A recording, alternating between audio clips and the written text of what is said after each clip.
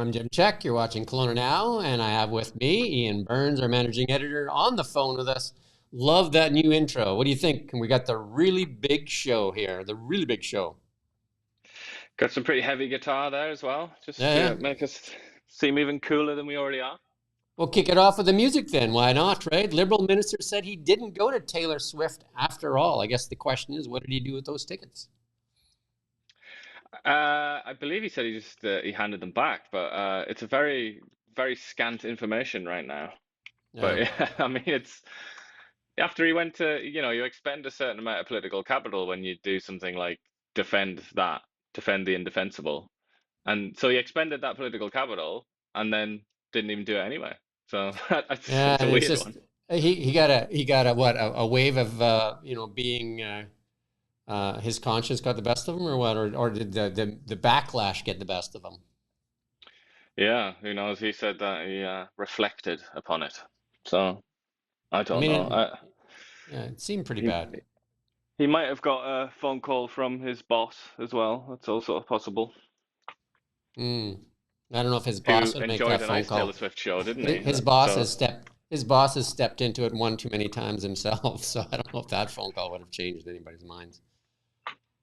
yeah, Um, well, I don't know. I mean, he has an iron grip on that party, I would say, Justin yeah, Trudeau. It's to correct. me, having having like observed the Westminster system my entire life in England and Canada as well. It astonishes me how much control he has over the Liberal Party. I mean, they couldn't be they couldn't be doing any worse. It's No. the absolute pits for the Liberal Party, and it has been for more than a year now, and yet there he stands unchallenged. It's like Well, there that's was quite recently remarkable how much power he has. a Liberal MP that spoke out against what they were going with, and then he said he was attacked in the hallways by fellow Liberal MPs. Like they really are, and then they deflect and say it's Polyev in control of his MPs. I mean, it's a little bit of lunacy for sure. Yeah, well, I mean, it's undoubted that Polyev also has a huge amount of control over his party, but I mean, he's not in government, so I suppose it's a bit different. So the survey shows Canadians not impressed with this 2 month GST holiday, but they would be less willing to buy U.S. products when the tariff hits. And I assume that you mean buying less because our dollar would probably crash and it would become very, very expensive to buy those goods as well.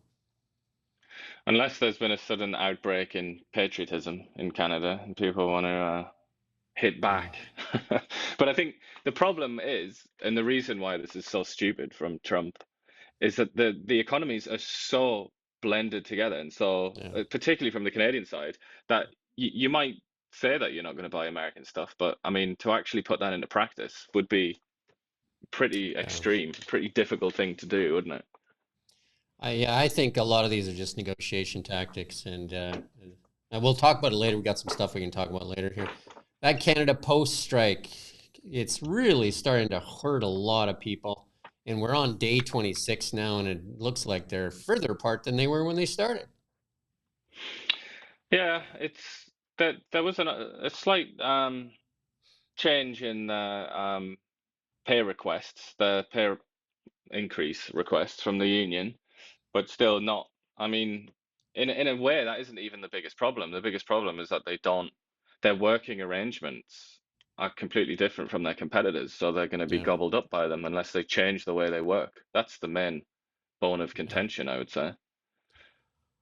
I mean, I think the solution at some point, the government has to step in and put them back to work and then have binding arbitration so that they can find a fair solution for both sides.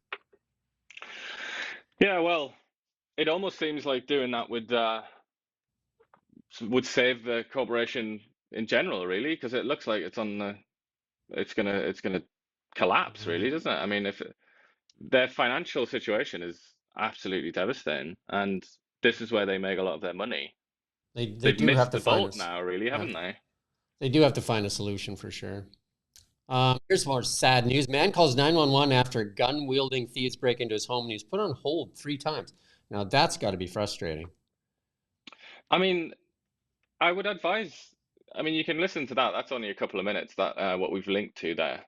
But there's Yeah, also CBC also interviewed this guy. But I would really advise people to listen to that or read it because the way that this guy describes it, in a very kind of like matter of fact way, he's certainly not a panicky or exaggerating kind of guy. He just tells it as it is, and he's talking about how there was 6 men, they had machetes and a gun pointed at him. Then they pointed a gun at his 5-year-old child and threatened the child and said, "Show me where your stuff is."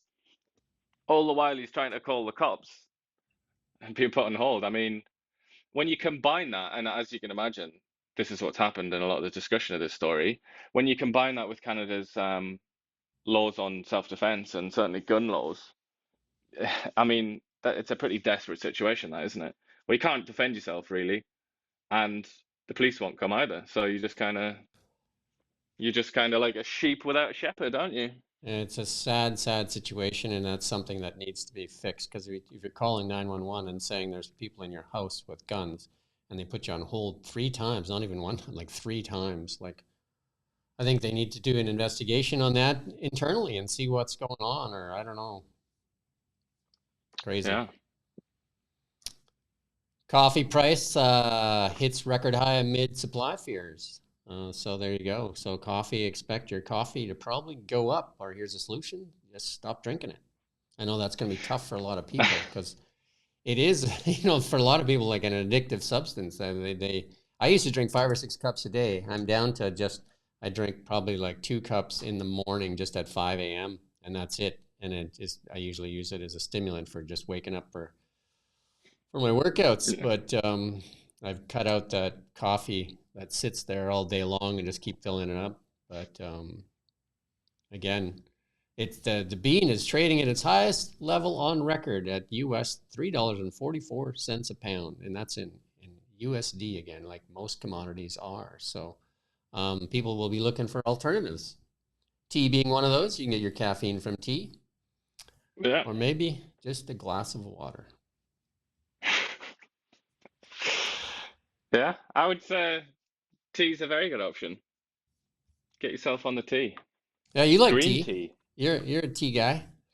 And you can make Oh tea yeah. almost out of everything. Like you can make tea out of tree bark if you want. There's a whole bunch of like uh, homemade recipes for tree. You can do all kinds of things and use herbs and different things. So you can make some really cool. You can start with a green tea and add some flavor to it too.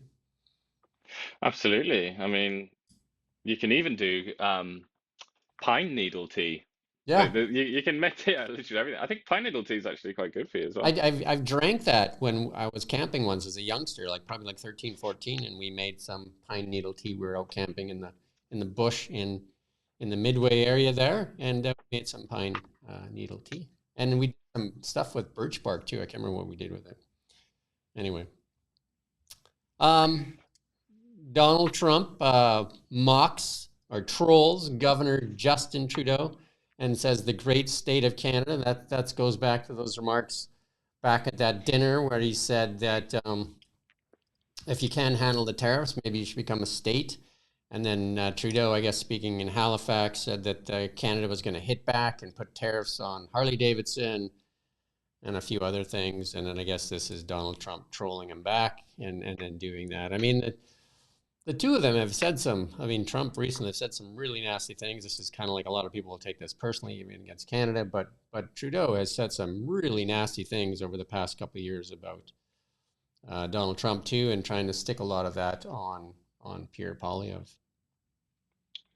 Yeah, well, he's just like almost everybody in his class and status around the rest of the Western world. He's basically been hostile to Trump all along.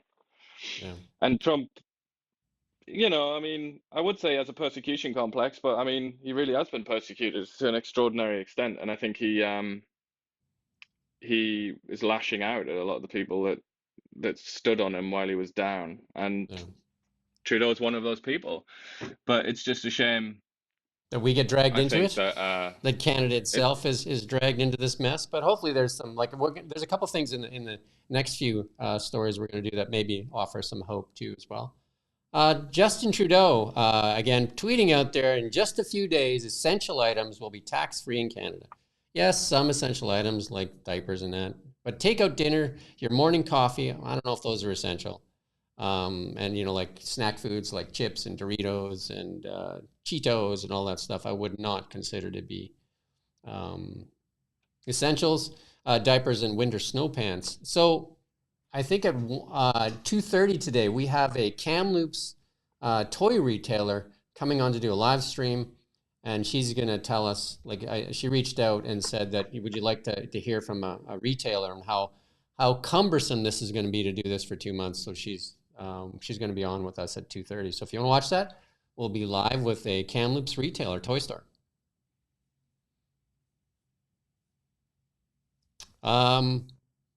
BC selects 9 wind power projects to boost energy supply by about 8% a year. So this looks like those are massive windmills. They look at the helicopter next to it, obviously the helicopter further off in the distance. But so this thing should light up 500,000 homes, says the Premier, David Eby. BC Hydro, the Crown utility, selected the wind power projects following a strong response. And that's part of their commitment to go green. The development construction will generate between $5 and $6 billion in private spending for the project. 4 of these will be located in the BC interior, 4 in the north, and 1 on Vancouver Island. So a combination of wind and solar and like LNG and all that other stuff is a good diversified strategy for anybody. And I think Alberta sits in the catbird seat with all that because they also have oil and gas, LNG, as does BC in the northern parts. And then they can do SMRs, and then they can do wind and solar. They're in the best position for wind and solar. It's a windy place out there in Alberta. Yeah, I'm sure the bats, birds, and insects won't be happy about it though. They massacre flying creatures, unfortunately. There's lots of studies in Germany showing that. Yeah, it definitely is. Like it's hard for them to see those blades when they fly into them, and then that's not a pretty sight. I think it also creates a kind of it sort of affects the air and they get like sucked into it, don't they? That's another thing that happens. But Yeah, I mean, it's actually quite tragic, and it's a bit odd, isn't it, in BC because BC already has the best form of energy besides nuclear that we've ever had as a yeah, hydro. civilization, which is hydro. And then That's the there's majority of energy, isn't it? and then some people are trying to tap in the world, are trying to tap the tidal wave too, not the tidal wave, but the tides for energy as well, right? Yeah, there's been a few attempts at that, but I think Mm, so far they've mostly been boondoggles, like yeah. very expensive failures. I don't think it's really worked yet. But wind, I mean, I don't know, it's a strange one. Britain, my benighted, pathetic homeland, or where I was born anyway, that is considered to be one of the best in the world for wind, and Boris Johnson referred to Britain as the Saudi Arabia of wind. Mm-hmm. And there's lots of these wind farms like off the coast in England and Yeah. also on the land. But obviously, when it's not windy, you don't get any power. So then the British have to buy electricity from like the Belgians or Yeah. whoever it is at like 20 or 30 times the usual rate. So I They do have mean, they do have it's a okay for massive BC because nuclear. they have that base load, they have that Yeah. hydro. But I mean, wind is a funny one. I don't know. It's certainly not perfect. UK has a massive nuclear plant being built right now, 3.2 gigawatt one. Yeah, well, it's been much delayed and way over Mm-hmm. cost and built by the French. Chinese were in first, I believe, and then Yeah. they left. I mean, and they had to promise enormous premium rates that they could charge customers just to get it built, as well as loads of Yeah. subsidies and everything like that. It's just Britain's quite stupid when it comes to energy, I would say. But I mean, nuclear in BC is off the table, isn't it? It's not Banned. allowed. But It's banned. yeah. It's not even allowed to be considered right now in British Columbia under this current government. In the good You news, can though, kind of see a little bit why you do that because of the tsunami risk and the earthquakes and stuff, but I'm yeah, sure there must be some parts of BC that are geologically stable enough to yeah. take nuclear power. In the good news, Big White, dozens of runs open, clear skies, unlimited visibility. Look at that. If you love the snow or the snow, skiing and snowboarding, and there you go, Big White, a world-class resort right here in our own backyard. More reasons to come to Beautiful. Kelowna and make that airport of ours even busier. Feds send $148 million to BC in disaster recovery funds for floods and wildfires and all that. So, I mean, we spent a lot, like over $1 billion. So in BC, which not what really going to cover it. Yeah. So in 2 years, 4,000 wildfires and 223 evacuation orders, and you can go on Kelowna now. You can read that story in full. We took that photo in the 90C connector fire a number of years back. That thing was dropping retardant right there on the roadway. You could get some amazing shots at that point in that fire. So Taylor Swift all wrapped up. They say that the 3-day concert thing brought in more money than the 2010 games. Somebody says, right? That's just it's craziness, really, isn't it? Yeah. Well, she hauled in after 140 concerts. She hauled in herself, or the revenue. I don't know what she ends up at the end of the day. $2 billion. That's got to be up there as the record for concert tours. I don't think the Beatles did that much. Obviously, the dollar was a different thing back then. But yeah, I seem to remember Beyonce recently made an enormous sum of money similar to that. But I think this is a record. Yeah. So they were saying they were doing $25 billion a night for the Metro Vancouver establishments. And a Canucks game does about $3 million a night, although they do have a lot more Canucks games, so it probably equals out in the end, right? Because Canucks, like in 40 plus home games, so 40 times 3 is more than 75. Anybody wants to do the math? It's 120. We got a video here from Ken Mulgat, and Nick went out, and that the task force for the new community center for performing arts was put forward to council and unanimously adopted. So Kent went out and spoke to a couple of people, a 1 for and 1 against. We're going to show you the 1 for. Nathan Flavel from Kelowna Actor Studio. We're going to run this clip. We're going to run it about the 108 mark. Of its community task force on the performing arts about what to do about a future performing arts center, and that is to keep the old community theater in place and find a new location to build a brand new state-of-the-art theater. And theater groups are thrilled about it. That makes the most sense of all sort of scenarios that might be put out there, because the 3 theaters, I mean, ours, Actor Studio, the Rotary Center, the Community Theater, are all extremely well used and difficult to actually book as a producer. So to remove one of those while we were building a different center makes no sense.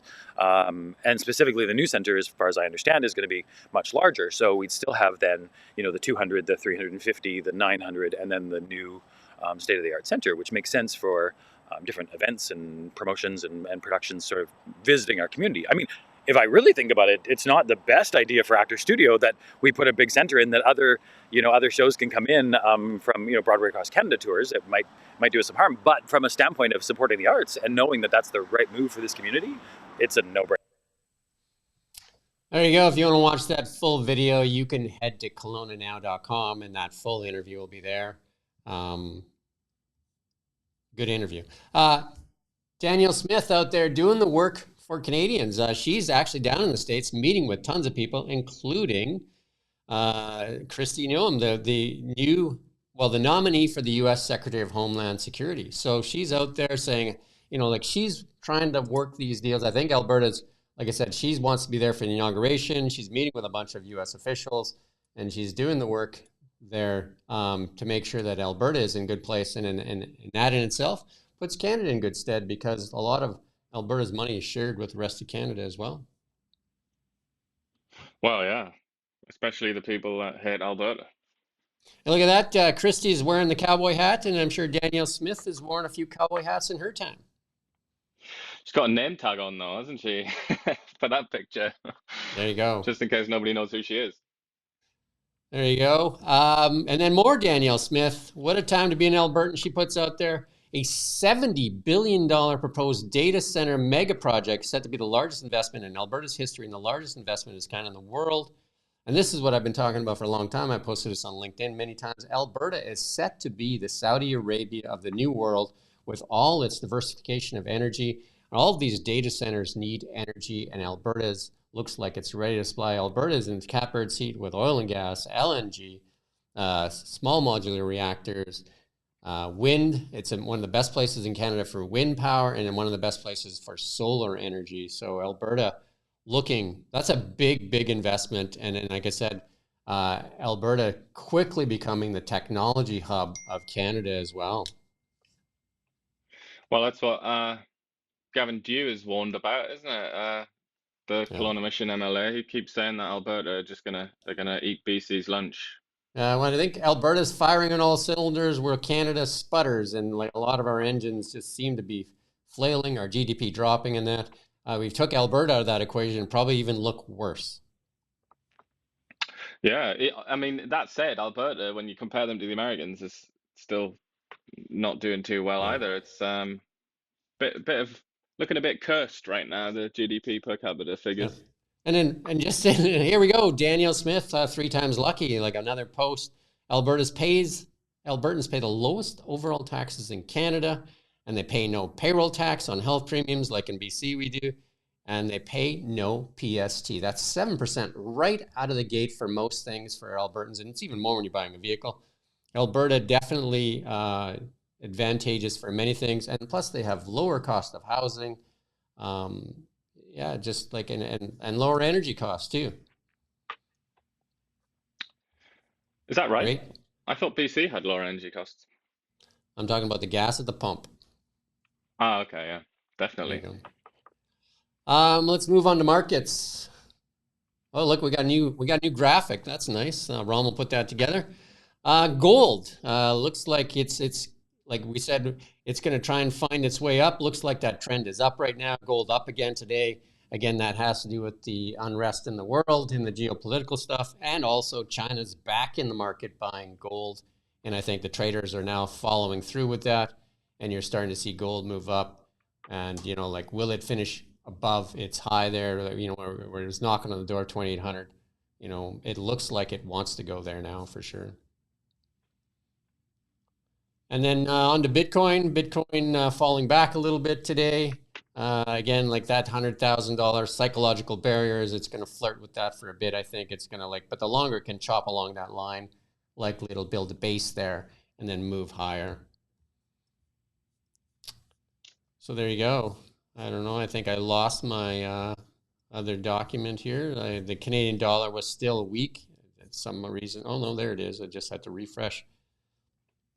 Yeah, the Canadian dollar looking like it wants to go below 70 cents. That's not good. Not good at all. And it looks like the Bank of Canada is going to cut a half point in this next meeting. I don't think they have a choice. It's tomorrow, I believe, isn't it? Yeah, there's a lot of talk out there that we're going to get a half a point.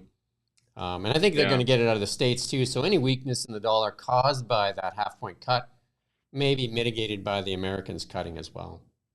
And Donald Trump is a big fan of cutting in the States too. Like, I mean, he is a big fan of low rates. So even Canada has to move lower. So that might be one way to mitigate our need to move lower just because of our economy. Don't forget as well the heroic actions of Justin Trudeau's government in coming to the rescue of GST. That's going to kick in at the same time. Are you being sarcastic there, or who knows? Who knows? who knows, right? Yeah, a lot of people saying, like, there's a lot of stuff out there, including, you know, like they're saying that's going to mean less than $5 for most people. The key thing I think people need to understand, GST, this 2-month holiday, GST is a consumption tax, end user consumption tax. So as like, say, like we take the example of a slice of bread, as that slice of bread from, you know, planting, harvesting, all that, as it moves through the system, the GST is charged and taken off, charged and taken off. So it's only, and there is no actual GST at the end. So, but if it was a taxable good, the GST would only be charged at the end, like on a bag of Doritos. The GST would only be charged at the end. Whereas the carbon tax is a compounding tax, and it's charged all the way along the process. And lots of times those processes can be anywhere from 10 to 20 times. So that it's a compounding tax. And I did post one of those on my LinkedIn as well. And it shows like a loaf of bread, like there's 50 cents of carbon tax built into that loaf of bread. So that's quite the tax. Compounding tax is completely different than an end user consumption tax. Especially when you tax probably the most important ingredient in the entire economy. Yeah, and it's food. And to think about it, like, but what they do is the government, liberal government, seems to try to oversimplify the carbon tax, and they talk about what's at the pump, and they tell you you're going to get that back. But they don't talk about that it's a compounding tax that is go all through the system, and it adds on to every good and every service that we touch. That's the part that they miss. I'm not sure why. Maybe they don't realize it's a compounding tax, but I highly doubt that. Yeah, I think that's kind of the point, isn't it? Is to really get people to notice the carbon use. Well, we're going to try and explain it. We're going to try to put something together here that says, well, this is what an end consumption tax looks like, and this is what a compounding tax looks like. In our AI world, this is really remarkable. We got a couple of clips to show you here. This is just the progress of Optimus. Now, Optimus is walking up hills and uneven ground. It's pretty wild, actually. So Optimus quickly developing. There he is walking around out there. We've seen him catch a ball just recently, and then there's another clip that we're going to show you where it actually slips and catches itself as it's coming down this hill. Look at this. That's better than most people would have ended up on their tailbone there. So there you go. Look at Optimus go. Big news yesterday out of OpenAI. Sora goes public, and Sora is where you can create videos like that Coca-Cola video. You know, that video where they did their whole thing with AI? Well, Sora is being released to the public where you can create all kinds of videos based with text prompts. Get ready to see a lot more stuff that you can't believe on the internet. You're not sure if it's true or not. So get ready for a lot of that. There's quite a few of those memes out there when our fake videos out there with Donald Trump's visit to France, you know, like with, you know, either with Emmanuel Macron or the First Lady Jill Biden and a whole bunch of different things, right? But so it's going to be tough to know what's true or not. That's where media outlets shine. They should be verifying that, and this is where you can start to trust media outlets if they're putting it on there, hopefully. EVs in the EV world. Robo-taxis are coming. A little clip to play you here. Just showing this is the self-driving car. That's the gold one there. It's just driving along, doing its thing. So they're testing it out there in real life situations there. So this Cybercab is working away. Coming to, yeah, that's probably good. And then the meme of the day. Proposed $20 trillion tunnel would get you from New York to London in 54 minutes. And Elon says the Boring Company could do it for 1,000 times less money. There you go. I find it quite funny when he well, it's a combination of two hilarious Elon traits, I think, which is like extremely optimistic about technology and what can be achieved, and then also very competitive on price.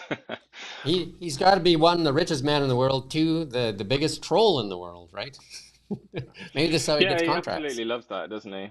It is how he releases his tension, I think, and he's also pointing out inefficiencies. I don't just know how he does all this, right? With SpaceX and Starlink and the Boring Company and Neuralink and Tesla and Optimus, all this stuff that he's got going on. Yet he has time to. I don't know if he has got a bunch of people helping him or not, but he says that he doesn't. Like he says, he's very authentic. All his stuff is his own. So like it's milliseconds, I think, when he looks at something, he's like, oh, there's my answer to that. And he has said that he regrets some of his tweets because they are like he shoots from the hip for sure.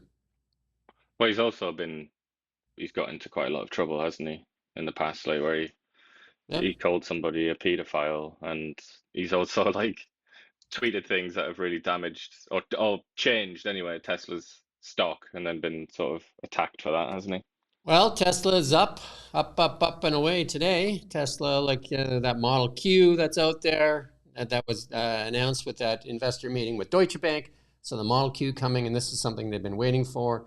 a under $30,000 US car, supposed to be 30% lighter and cheaper and all that stuff than the Model 3. So big news out of Tesla in that regard. And then just looking at what Optimus is up to, leading in so many areas, and the stock is reflecting that as well. Lots of analysts changing their price targets on it as well as we move along here.